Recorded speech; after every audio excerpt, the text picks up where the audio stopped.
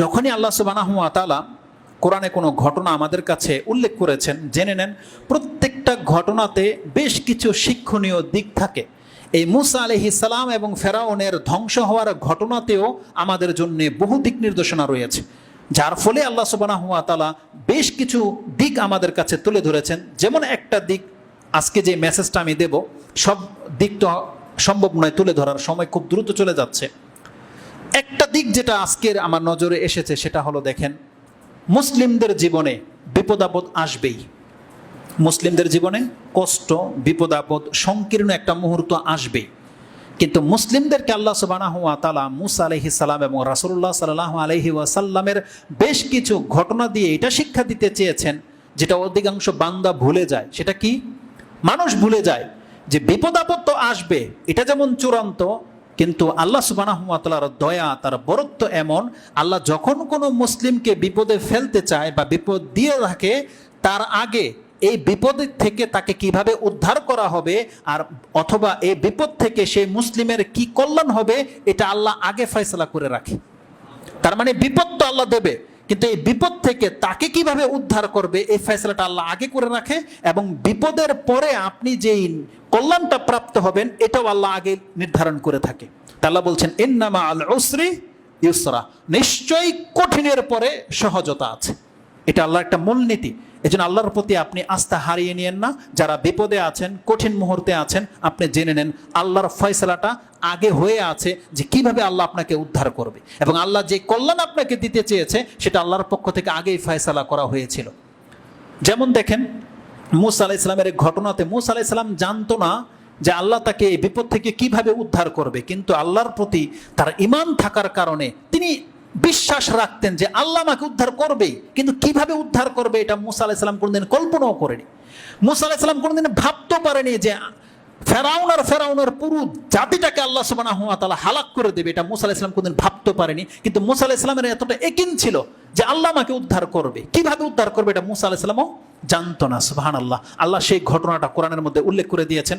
বেশ কিছু সূরাতে তো পাবেন, তবে সূরা শুআরা 26 নম্বর সূরার 61 থেকে নিয়ে পড়েন, আপনি চমৎকার ভাবে আল্লাহ সুবহানাহু ওয়া তাআলা সেই জায়গায় সেই আয়াতগুলো উল্লেখ করে দিয়েছে। আল্লাহ সুবহানাহু ওয়া তাআলা বলছেন, ফালাম্মা তারা আল জামআনি ক্বালা আসহাবু মূসা, আল্লাহ সুবহানাহু ওয়া তাআলা বলছেন, যখন দুই দল একে অপরকে দেখে ফেললো, মানে জমা হয়ে গেল। মূসা আলাইহিস সালামের দল আগে থেকে সমুদ্রের কিনারায় উপস্থিত, সামনে সমুদ্র যাওয়ার জায়গা নাই, পেছন দিক থেকে ফেরাউনের দলকে দেখতে পেয়ে গেছে। যখন দেখতেছে ফেরাউন তার সৈন্য সামগ্রী নিয়ে চলে আসছে, তখন মূসা আলাইহিস সালামের সঙ্গীরা দেখে বলল, জামাআনে, দুই দল যখন জমা হয়ে গেছে একসাথে, তখন মূসা আলাইহিস সালামকে বলছে, কালা আসহাবু মূসা ইন্না লামুদরাকুন, মূসা এখন কি হবে, আমরা তো এখন মারা পড়ে গেলাম, আমরা এখন শেষ, এটাই চূড়ান্ত। কারণ সামনে সমুদ্র, পালাবার জায়গা নাই, আর পেছনে ফেরাউন তার অস্ত্র শস্ত্র নিয়ে উপস্থিত হয়ে গেছে। ইন্না লামুদরাকুন, মানে এখন আমরা হালাক হয়ে যাচ্ছি। কিন্তু ঈমানওয়ালাদের ঈমান কেমন, মূসা আলাইহিস সালামের এই বাক্য থেকে আপনি শিক্ষা নেন। মূসা আলাইহিস সালাম বলছেন, কালা কাল্লা, কোশ্চিন কালো এটা হতে পারে না, ইন্না মা ইয়া রাব্বি সায়াহাদিন, আমার প্রতিপালক আমার সাথে আছে, তিনি আমাকে রাস্তা দেখাবে। তার মানে মূসা আলাইহিস সালামের ঈমান, কিন্তু সে জানে না যে রাস্তা কি, তাকে আগে জানানো হয়নি। আল্লাহ বলেছেন তুমি যাও, বাকিটা আমি দেখছি। মূসা আলাইহিস সালাম তাই করেছে, তাই তিনি বলছেন, ইন্না মা ইয়া রাব্বি, আমার রব আমার সাথে আছে, সায়াহাদিন, এখন তিনি আমাকে রাস্তা দেখাবে, এখন দেখাবে। তার মানে তিনি জানতেন না আল্লাহ তাকে কি রাস্তা দেখাতে যাচ্ছে। সুবহানাল্লাহ। যেমনি মূসা আলাইহিস সালাম এটা বলেছেন, আল্লাহর পক্ষ থেকে ওহী নাজিল হয়ে গেছে।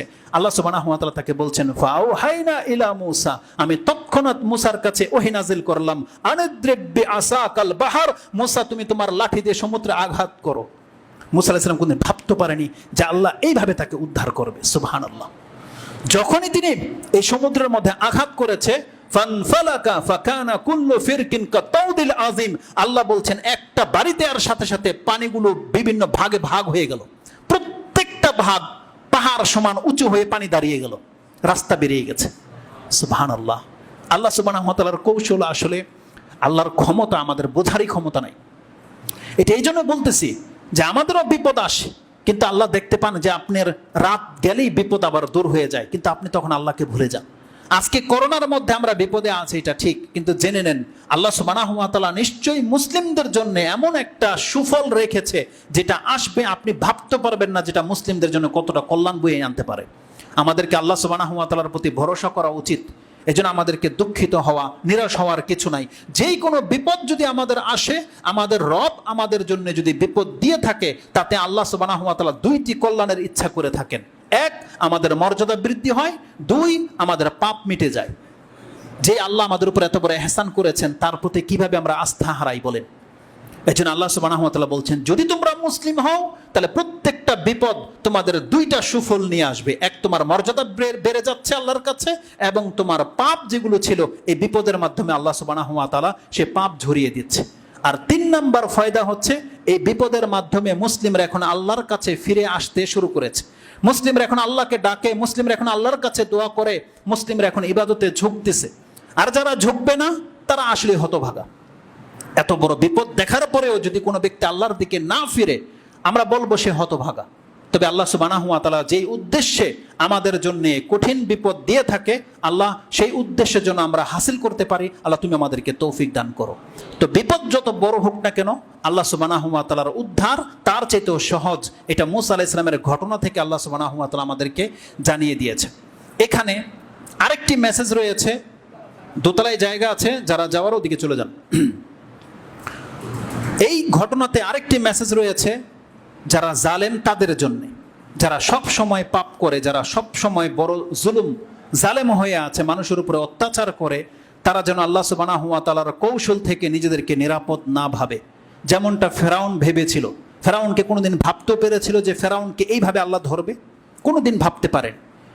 আল্লাহ সুবহানাহু ওয়া তাআলা, আমি মাঝে মাঝে ফিল করি যে আল্লাহ সুবহানাহু ওয়া তাআলার ক্ষমতাটা দেখেন।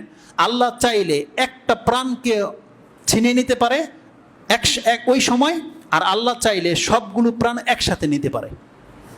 আল্লাহ সুবহানাহু ওয়া তাআলা দুই রকমে ঘটিয়ে থাকেন। এই যতগুলো মানুষ আছে আমাদের মধ্যে যে কোনো একটা প্রাণ আল্লাহ এখন তুলে নিতে পারে। এটা যেমন আল্লাহ সক্ষম, আর আমাদের সবাইকে আল্লাহ এক মেরে দিতে পারে, আল্লাহ তাতেও সক্ষম। যেমন ফেরাউনের ক্ষেত্রে আল্লাহ সুবহানাহু ওয়া তাআলা করেছে। আল্লাহর নীতিটা কি দেখেন, মূসা আলাইহিস সালামের দলের একজনকেও আল্লাহ শাস্তি দেয়নি, ফেরাউনের দলের একজনকেও আল্লাহ ছাড়েনি। চিন্তা করা যায়? মাঝখানে একটা শুধু আল্লাহর রহমতের দেয়াল, এটা ক্রস করতে পারেনি জালেমরা, আর মূসা আলাইহিস সালামের কোনো ব্যক্তি ওই জুলুমের অন্তর্ভুক্ত হয়নি। আল্লাহ দুইটা দলকে আলাদা করে দিয়েছে। এই জন্য যারা জালেম তারা যেন এটা কোনোদিন না ভাবে, আল্লাহ কিন্তু প্রত্যেকটা জালেমকে একসাথে ধরতে সক্ষম, সেটা যত বড় রাষ্ট্রের নায়ক সে হোক না কেন। এই জন্য জুলুম করা থেকে আমাদেরকে বেঁচে থাকতে হবে। আল্লাহ সুবহানাহু ওয়া তাআলা ঘটনাটাগুলো বিভিন্ন যে ভাষায় এনেছে, দুই একটা শব্দ দেখেন কত চমৎকার। আল্লাহ বলছেন, ফেরাউন চেয়েছিল মূসাকে এবং বনি ইসরাইলকে জমিন থেকে উৎখাত করে দিতে, আমি আল্লাহ ফেরাউনকে উৎখাত করে দিলাম। আল্লাহ এই ভাষাটা ব্যবহার করেছে, যেটা আপনি সূরা বনি ইসরাইল 17 নম্বর সূরার 103 নম্বর আয়াতে পেয়ে যাবেন। ও আরাদা আইয়াস্তাফিজ্জাহুম মিনাল আরদ ফাআগরাকনাহু ওয়া মান মাআহু জামিয়া। আল্লাহ বলেছেন ফেরাউন চেয়েছিল মূসা এবং তার দলকে জমিন থেকে উৎখাত করে দিবে। আল্লাহ বলছেন আমি আল্লাহ ফেরাউন আর সঙ্গীকে সব ডুবিয়ে দিলাম। আল্লাহ সুবহানাহু ওয়া তাআলার কাছে সব সম্ভব। অতএব জুলুম করে কেউ টিকবেও না। আল্লাহ যেন আমাদেরকে জুলুম করা থেকে হেফাজতে রাখেন, এবং আমাদেরকে আল্লাহ সুবহানাহু ওয়া তাআলার বান্দা হয়ে পৃথিবীতে বেঁচে থাকার তৌফিক দান করেন। আমিন ইয়া রাব্বিল আলামিন। এই ঘটনাতে আল্লাহ সুবহানাহু ওয়া তাআলা যে কথাটা বলেছেন, যেটা সূরা শুআরা 26 নম্বর সূরার 61 থেকে নিয়ে 67 পর্যন্ত এই আয়াতগুলো রয়েছে, তাতে আল্লাহ সুবহানাহু ওয়া তাআলা বলেছেন, সুম্মা আগরাকনাল আখারিন, আমি অপর দলটাকে ডুবিয়ে দিলাম। ইন্না ফি যালিকা লাআয়াহ, নিশ্চয়ই এই ঘটনার মধ্যে একটা নিদর্শন পুরো পৃথিবীবাসীর জন্য আমি রেখে দিলাম। ইন্না ফি যালিকা লাআয়া ওয়া মা কানা আকসারুহুম মুমিনিন, কিন্তু রেজাল্ট কি? অধিকাংশ মানুষ আল্লাহর এই আয়াতের প্রতি ঈমানই রাখে না। তার মানে এই ঘটনা যে মুমিন হলে যে আল্লাহ উদ্ধার করবে আর জালেম হলে যে আল্লাহ ধ্বংস করবে, এই ঘটনা যে আল্লাহ বর্ণনা করেছে, কিন্তু আল্লাহ বলছেন অধিকাংশ মানুষ এখান থেকে শিক্ষাই নেবে না। আল্লাহ সুবহানাহু ওয়া তাআলা বলছেন ওয়া মা কানা আকসারুহুম মুমিনিন, কিন্তু অধিকাংশ মানুষ আল্লাহর প্রতি ঈমান আনবে না বা আল্লাহর এই দাবির প্রতি বিশ্বাস রাখে না। আমরা যেমন এমনটা না হই, নিঃসন্দেহে আমাদের ঈমান বাড়াতে হবে। যেহেতু আমরা ঈমান এনেছি, আল্লাহ আমাদেরকে দুনিয়াতেও মর্যাদাবান করবে, ইনশাআল্লাহুল আজিজ পরকাল আল্লাহ আমাদেরকে ক্ষমা করবে, এই বিশ্বাস আমরা রাখি।